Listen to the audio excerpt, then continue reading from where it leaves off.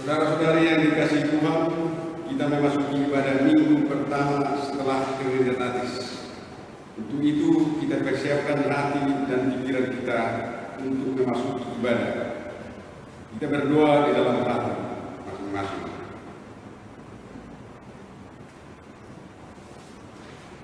Amin.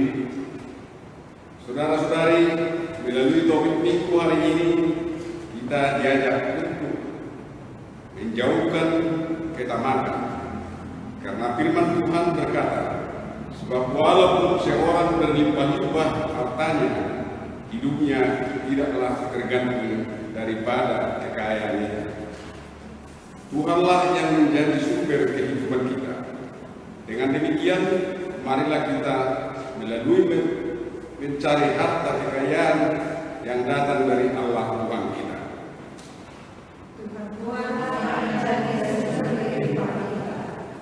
Dengan demikian, marilah kita memasuki persekutuan kita melalui ibadah minggu ini. Bersorak-sorailah, memuji Tuhan kita, bernyanyilah baginya. Kita bernyanyi dari Kidung Jemaat nomor 2 ayat 1 tambah 4.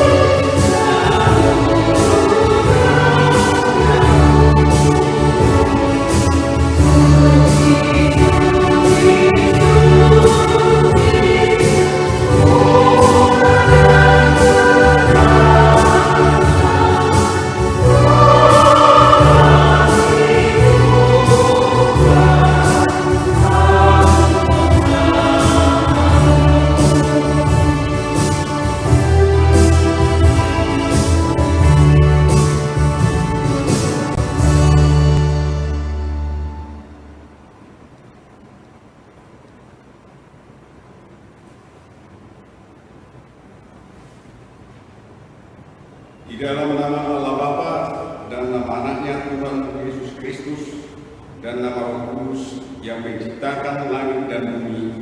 Amin. Dunia ini sedang lenyap dengan keinginannya, tetapi orang yang melakukan kehendak Allah tetap hidup selama-lamanya. Haleluya.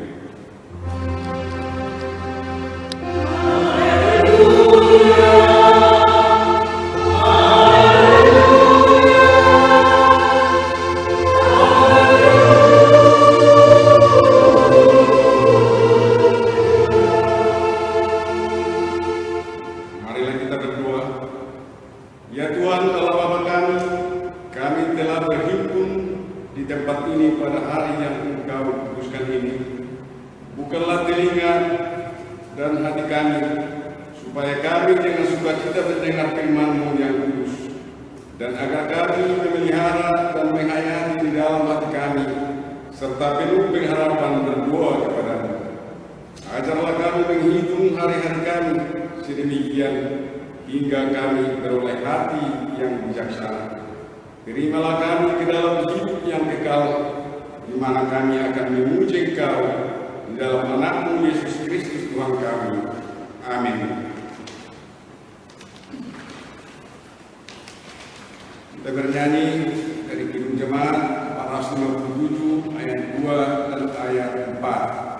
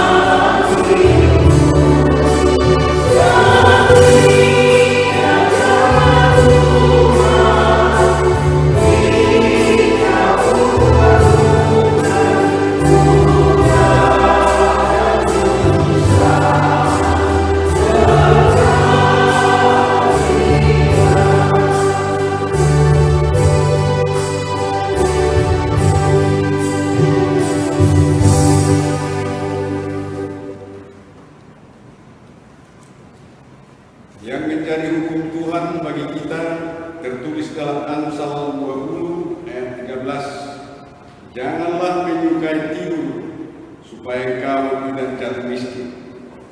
Bukalah matamu dan engkau akan makan sampai kenyang.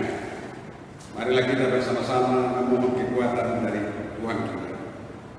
Ya Tuhan Allah, kuatkanlah kami melakukannya sesuai dengan ajaran iman kami. Amin. Kita bernyanyi dari Kidung Jemaat nomor 370 ayat 2.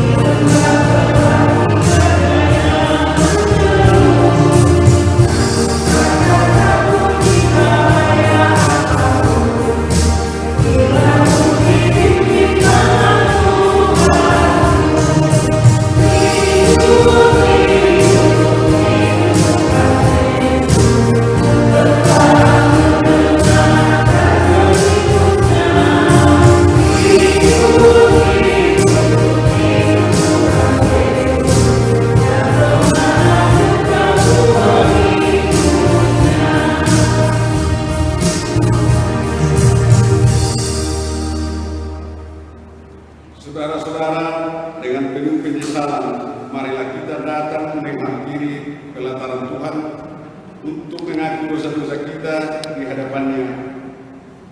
Ya Tuhan Allah Bapa kami yang Maha Kuasa, kami berseru dan memanggil nama-Mu karena kami susah dan gelisah mengingat segala dosa dan kejahatan kami. Kasihanilah kami orang berdosa ini. Ya Tuhan Yesus Kristus, Engkau telah datang ke dunia menjadi manusia, mati dan bangkit kembali serta naik ke surga untuk membela dan menyelamatkan kami. Kasihani dan kuatkanlah iman kami untuk bersyukur kepadamu. Ya Roh Kudus, penghibur orang yang berduka, sembuhkanlah segala penyakit dan penderitaan kami karena dosa. Tinggalkanlah bersama kami tinggallah bersama kami agar kami senantiasa bergembira dan penuh gairah melakukan kehendak-Mu. Engkaulah sumber pengasihan dan pengampunan. Janganlah lupakan kami. Dengarlah doa permohonan kami ini, ya Tuhan. Bapa, Anak, dan Roh Kudus. Ya Tuhan Allah kami, Allah Bapa, Anak, dan Roh Kudus, jauhkanlah kami dari segala kemarahan. Ya Tuhan Allah kami, Allah Bapa, Anak, dan Roh Kudus, bila mana ada dari antara kami yang membuat harta duniawi menjadi tujuan yang utama hidupnya, sadarkanlah kami ya Tuhan bahwa harta duniawi ini semuanya akan sia-sia apabila kami tidak mencari kekayaan di dalam kerajaan-Mu. Ya Tuhan Allah kami, ajar kami untuk menjauhkan segala ketamakan dan tuntun kami untuk mencari kekayaan dalam kerajaan-Mu. Kasihanilah dan ampuni segala dosa dan kesalahan kami. Bangunkanlah kami dari jiwa kami, supaya kami dapat meninggalkan segala perbuatan kami yang jahat, dan kami beroleh hidup yang baru dalam Yesus Kristus Tuhan kami. Amin.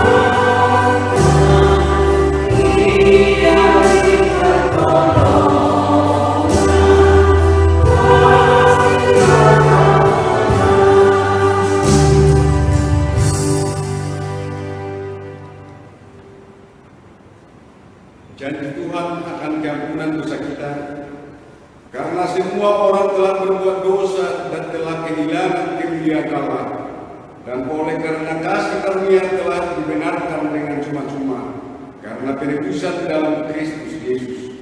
Kristus Yesus telah ditentukan Allah menjadi jalan perdamaian karena iman dalam darah-Nya.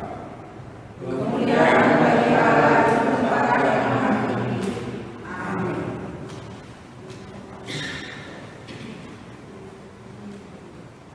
Kita bernyanyi dari Kidung Jemaat 375 ayat 1.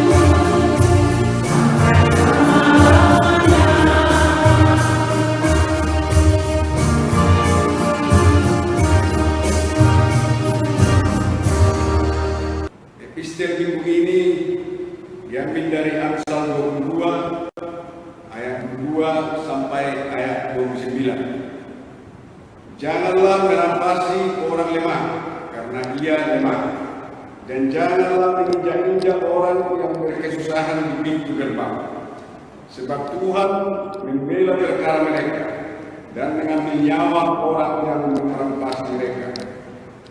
Jangan berteman dengan orang yang lekas susah.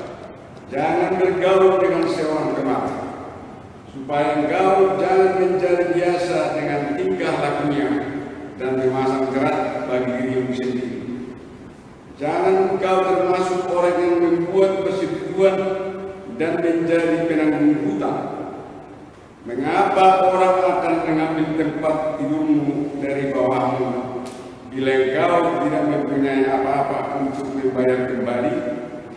Jangan engkau memindahkan batas tanah yang lama yang ditetapkan oleh nenek moyangmu. Pernahkah engkau melihat orang yang cakap dalam pekerjaannya?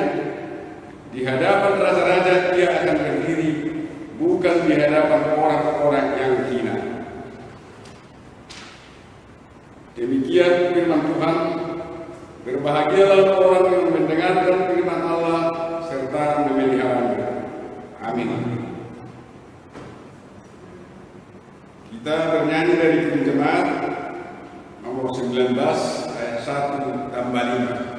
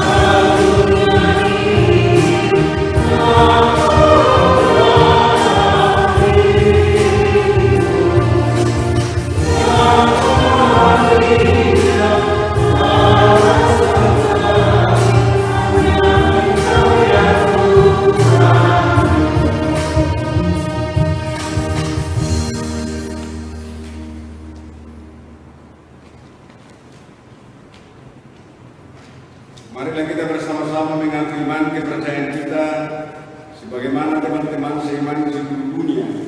Kita bersama-sama mengucapkan, aku percaya kepada Allah, Bapa yang Maha Tinggi, Kali langit dan bumi. Aku percaya kepada Yesus Kristus, anaknya yang Tuhan kita, yang dikandung dari Roh Kudus, lahir dari yang diberikan Bapa adil dan berdoa untuk dalam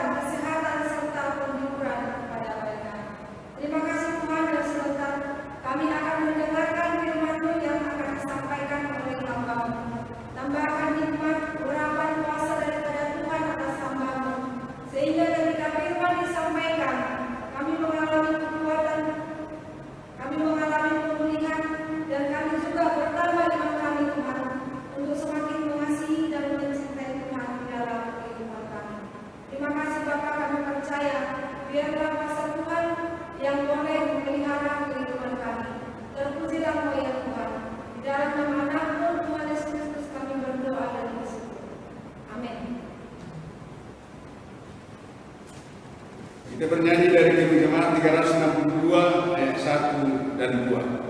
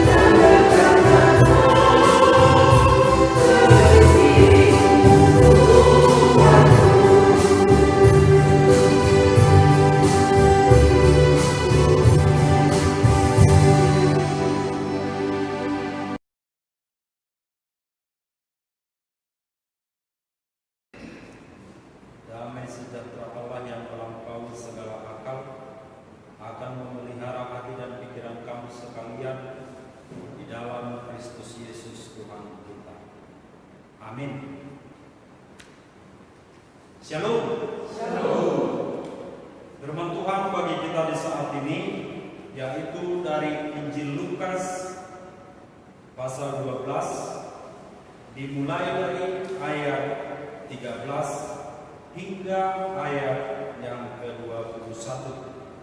Demikian firman Tuhan.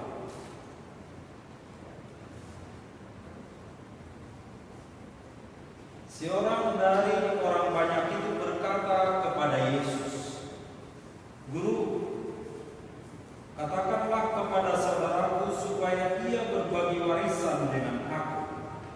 Tetapi Yesus berkata kepadanya, "Saudara, siapakah yang telah mengangkat aku menjadi hakim atau pengantara atas kamu?" Katanya lagi kepada mereka, "Berjaga-jagalah dan waspadalah terhadap segala ketamakan, sebab walaupun seorang berlimpah-limpah hartanya, hidupnya tidaklah tergantung daripada kekayaannya itu." Kemudian ia mengatakan kepada mereka suatu perumpamaan.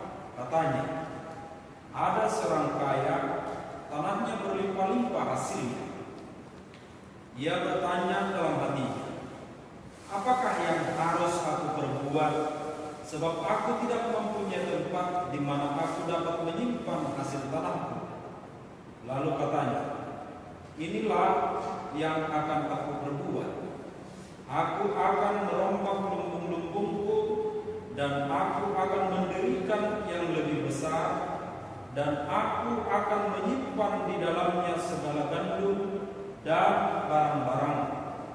Sesudah itu aku akan berkata kepada jiwaku, ada padamu banyak barang, tertimbun untuk bertahun-tahun lamanya. Beristirahatlah, makanlah, minumlah, dan bersenang-senanglah."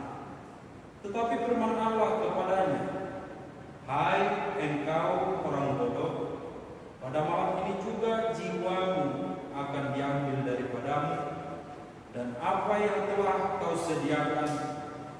siapakah itu nanti? Demikianlah jadinya dengan orang yang mengumpulkan harta bagi dirinya sendiri, jikalau ia tidak kaya di hadapan Allah. Demikian. Saudara-saudariku yang terkasih dalam Yesus Kristus, di dalam kehidupan ini, harta duniawi adalah bagian dari realita kehidupan. Tetapi ketika harta duniawi diperhadapkan dengan kehidupan kita sebagai orang Kristen, kita harus hati-hati, kita harus waspada, supaya jangan sampai harta duniawi itu menjadi fokus kehidupan kita. Karena itulah di dalam Injil Lukas ini, bagaimana Yesus mengatakan supaya kita berjaga-jaga dan waspada.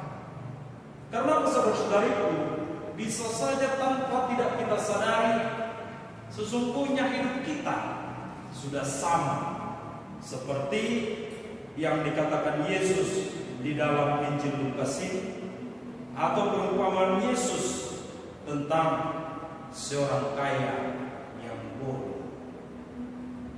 Kenapa dikatakan bodoh?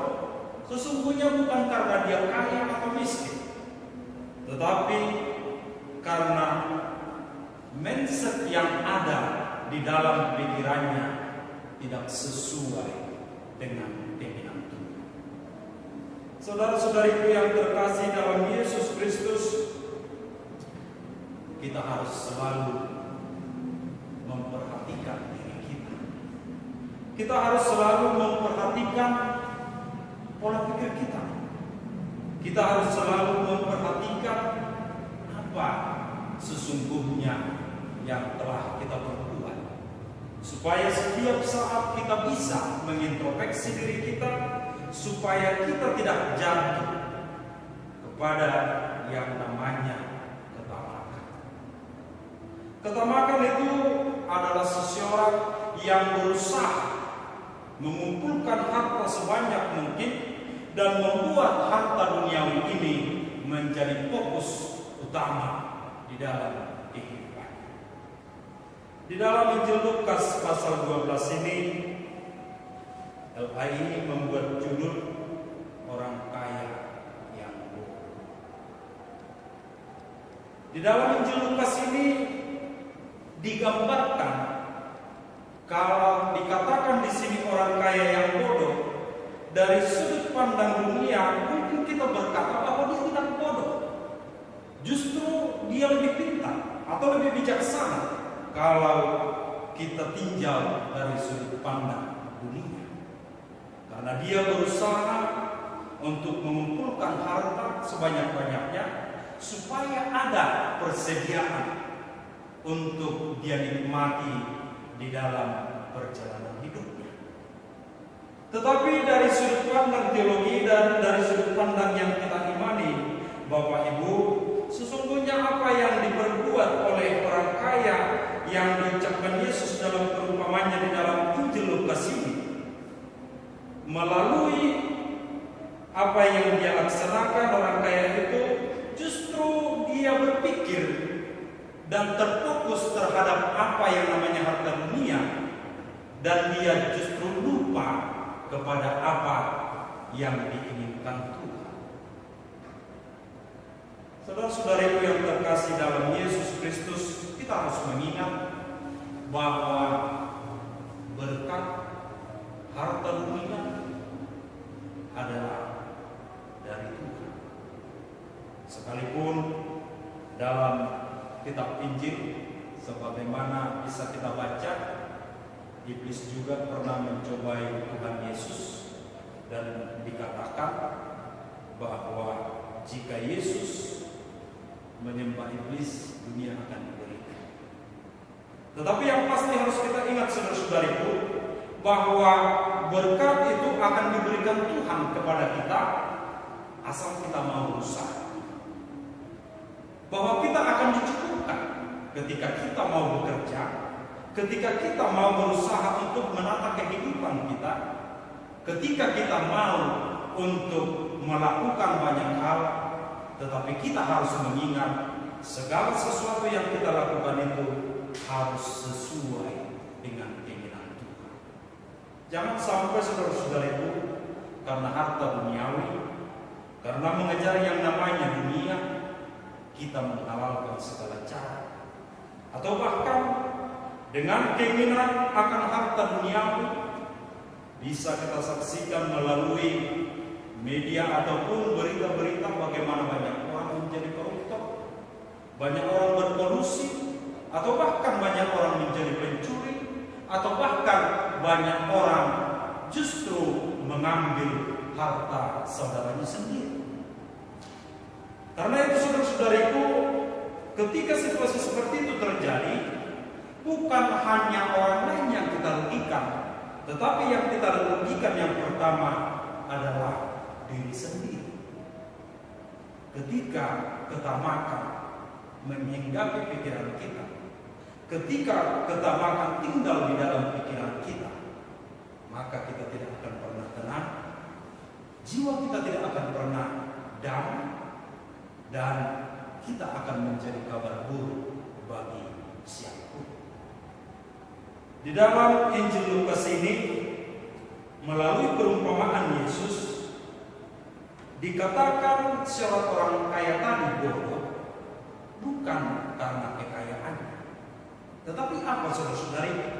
Kalau kita analisa, yang pertama, karena di dalam merancang kehidupannya, seseorang orang kaya yang dikatakan dalam Injil Lukas ini, dia tidak membiarkan atau dia tidak membuat campur tangan Tuhan di dalam merancang perjalanan kehidupannya. Tetapi apa yang dia lakukan? Bahwa dia lakukan dalam rancangannya hanya terfokus kepada diri sendiri, terfokus kepada keinginannya sendiri, dan membuat bahwa dunia ini adalah kebahagiaan hidupnya. Bahkan kalau kita perhatikan, tujuan dia mengumpulkan harta supaya di dalam perjalanan hidupnya ia bisa bersenang-senang, atau dalam bahasa sekarang mungkin itu bisa kita samakan dengan konsep hedonisme. Bagaimana dia berpikir setelah mengumpulkan harta dunia dia bisa hidup senang, maka dia bisa melakukan banyak hal, dia bisa untuk berpoya-poya dan lain sebagainya. Di lain sisi saudara-saudariku, kalau kita perhatikan lagi bagaimana melalui perumpamaan Yesus dalam Injil Lukas ini, kita perhatikan perencanaan yang dia buat justru membuat dia semakin jauh dari Tuhan. Perencanaan yang dia berbuat dalam menjalani kehidupan justru membuat dia semakin jauh dari Tuhan. Artinya, dengan konsep ketamakan yang ada dalam dirinya, sehingga melalui perjalanan hidupnya justru dia semakin jauh dari Tuhan. Saudara-saudariku yang terkasih dalam Yesus Kristus, hal inilah yang diingatkan Tuhan kepada kita. Makanya dikatakan tadi, berjaga-jagalah dan waspadalah. Kita harus berjaga-jaga, kita harus waspada di dalam kehidupan kita. Bagaimana perjalanan hidup kita bisa saja justru membuat kita semakin jauh dari Tuhan hari ini. Karena itulah kita perlu untuk mawas diri, kita perlu untuk memperhatikan perjalanan hidup kita, kita perlu memperhatikan pola pikir kita sangat perlu untuk memperhatikan apa yang telah dan akan kita lakukan. Saudara-saudariku dalam Kristus Yesus, kita harus siap bertemu dengan Tuhan. Bertemu dengan Tuhan, banyak media yang bisa kita laksanakan. Asallah pikiran kita mau, asallah kita bersedia. Pertemuan banyak orang dengan Tuhan bukan hanya masalah harta, bukan hanya masalah yang namanya keinginan, tetapi banyak metode bagaimana diri kita, hidup kita, bahkan apa yang kita perbuat akan menjadi kabar baik bagi orang lain, kabar baik bagi kita, dan fokusnya bahwa yang kita perbuat menjadi kemuliaan bagi Tuhan. Fokus hidup kita, saudara-saudariku, bukanlah harta dunia.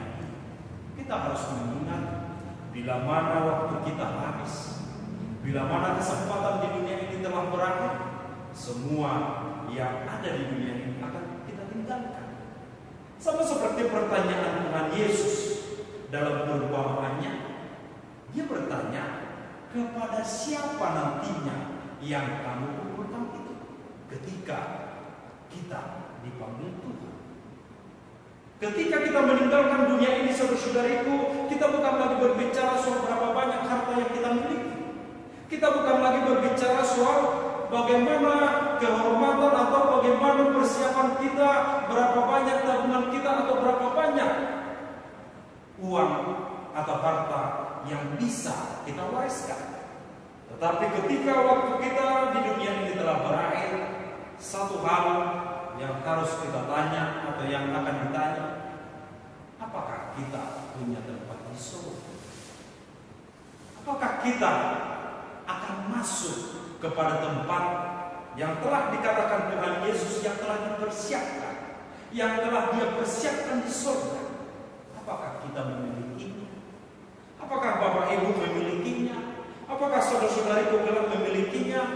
Yang pasti kita harus memilikinya. Karena apa?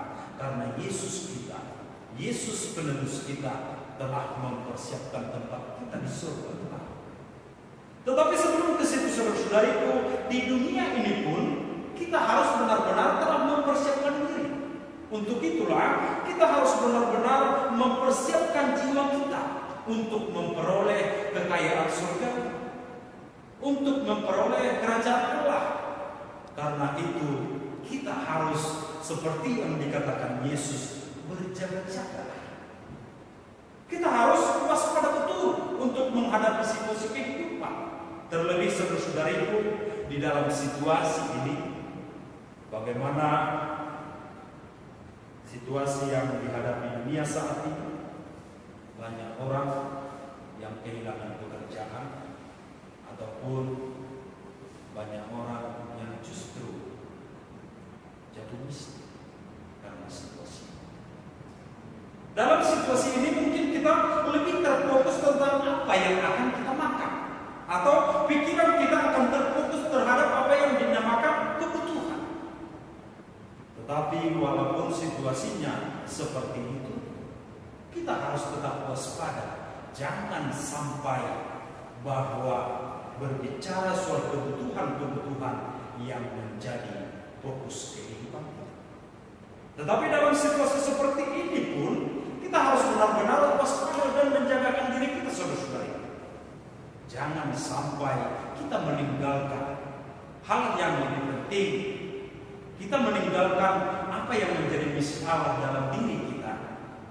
Karena apa? Karena kesempatan kita tidak tahu kapan berakhir. Tetapi yang pasti selama kita diberikan waktu, sekalipun dalam situasi ini mungkin dari sudut hal ekonomi sangat sulit, tetapi biarlah kita selalu fokus kepada apa yang namanya memuji dan memuliakan Tuhan. Biarlah kita selalu memikirkan hal supaya tindakan kita benar-benar tentang kerajaan Allah. Biarlah kita benar-benar mampu untuk berkarya dan bekerja keras untuk melakukan banyak hal, untuk memperoleh kebutuhan-kebutuhan. Tetapi biarlah kerja keras dan apa yang kita lakukan bukan menjadi fokus utama, tetapi dalam bekerja keras, dalam melakukan banyak hal, dalam menata kehidupan kita, fokus utama kita adalah untuk memuji dan memuliakan Tuhan. Saudara-saudariku yang terkasih dalam Yesus Kristus, sekalipun mungkin kita menderita dari sudut pandang ekonomi, bukan berarti menjadi alasan kepada kita untuk berkata bahwa fokus utama adalah materi. Sekalipun dalam perumpamaan ini dikatakan orang kaya yang bodoh, tetapi yang pasti yang ingin disampaikan Injil Lukas ini, jangan sampai kita bodoh dalam mengambil tindakan, dalam mengambil pola pikir, dalam menentukan arah kehidupan kita. Bukan hanya orang kaya saudara-saudari yang bisa masuk ke dalam konsep seperti ini, tetapi orang kaya maupun orang miskin bisa saja jatuh ke dalam konsep yang seperti ini. Artinya bisa saja orang kaya atau orang miskin dia lebih berorientasi atau terfokus pikirannya untuk harta dunia. Karena itu saudara-saudariku, kita tidak berpikir tentang kaya dan miskin, tetapi yang kita pikirkan atau yang perlu kita perhatikan bagaimana kebodohan yang dikatakan Tuhan di sini, yaitu manusia yang memfokuskan hidupnya kepada dunia dan justru meninggalkan yang namanya fokus kehidupan, yaitu kerajaan Allah. Karena itu saudara-saudariku, bukan kaya dan miskinnya yang paling perlu, tetapi yang paling perlu kita perhatikan kemana dan bagaimana fokus kehidupan kita. Dalam situasi saat ini, kalau kita berkata, ya saya tidak bisa karena saya juga menderita, itu salah. Karena apa saudara-saudariku? Kalaupun kita menderita dalam saat ini dari sudut pandang ekonomi, kita juga bisa berbuat banyak hal yang baik. Kita bisa juga berbuat banyak hal yang indah dalam kerajaan itu, saudara-saudari, dalam penderitaan. Kalau kita membaca ada satu buku saudara-saudari, judulnya kalau tidak silap judulnya Yang Menderita Yang Menyembuhkan. Itu judulnya. Judul buku itu dikatakan Yang Menderita Yang Menyembuhkan. Kalau kita bandingkan dengan diri kita saat ini, bagaimana kita dilanda masalah ekonomi, menderita saudara-saudara, menderita dari sudut finansial. Tetapi bukan menjadi alasan penderitaan dari sudut finansial kita tidak bisa berbuat banyak hal untuk memuji dan memuliakan Tuhan. Tetapi justru dalam kerapuhan kita dari sudut pandang ekonomi atau penderitaan kita, disitulah kita terpacu menjadi sosok yang benar-benar teguh, melakukan hal yang baik dan mampu menunjukkan kedamaian di dalam kerapuhan, di dalam keterlukaan ataupun di dalam penderitaan. Walaupun kita terluka dalam satu situasi, tetapi ketika fokus kita adalah untuk memuliakan Tuhan, kita tidak akan goyah, tetapi kita akan dikuatkan, tetapi kita akan tetap kuat dan Tuhan akan memperjuangkan hidup kita saudara-saudariku. Amin. Terima kasih ya Tuhan atas firman-Mu yang telah kami dengar. Biarlah firman-Mu ya Tuhan menguatkan kami, menguatkan seluruh umat-Mu, supaya seluruh umat-Mu kuat dan mampu untuk melakukan yang terbaik di hadapan Tuhan. Bukan lagi harta dunia yang menjadi fokus kehidupan kami. Kami akan selalu berjaga dan waspada, mawas diri ya Tuhan, supaya kami tidak jatuh kepada kata mati. Karena itu ya Tuhan, kiranya Tuhanlah yang menyertai seluruh umat. Ya Tuhan, di saat ini juga kami berdoa, ampunilah dosa-dosa kami ya Tuhan, agar kami layak di hadapan-Mu. Melalui Yesus Kristus kami berdoa. Amin.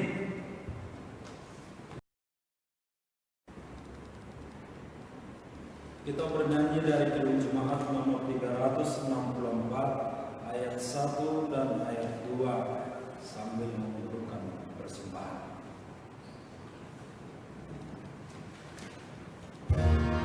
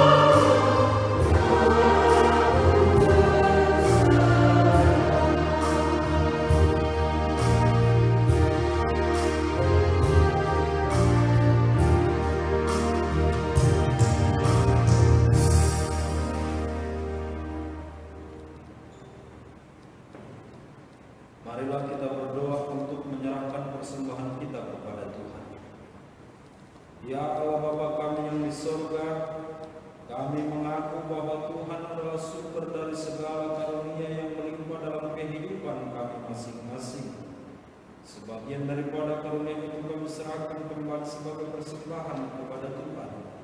Terimalah dan berkatilah persembahan umat-Mu ini, agar dapat kami pergunakan untuk pekerjaan dan pelayanan kerajaan Tuhan di dunia ini. Bukalah hati kami untuk mengenal betapa banyak berkat dan karunia yang kami peroleh dari Tuhan, supaya kami senantiasa bersyukur kepada-Mu di dalam nama Yesus Kristus Tuhan kami. Amin.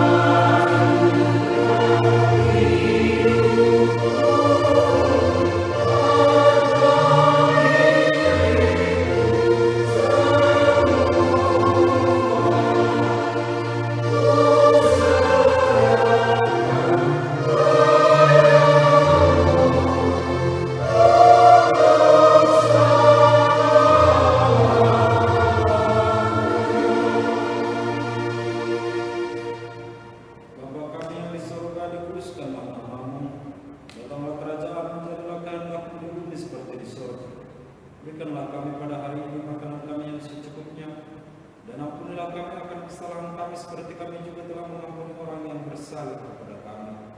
Dan janganlah membawa kami ke dalam pencobaan, tetapi lepaskanlah kami daripada yang jahat.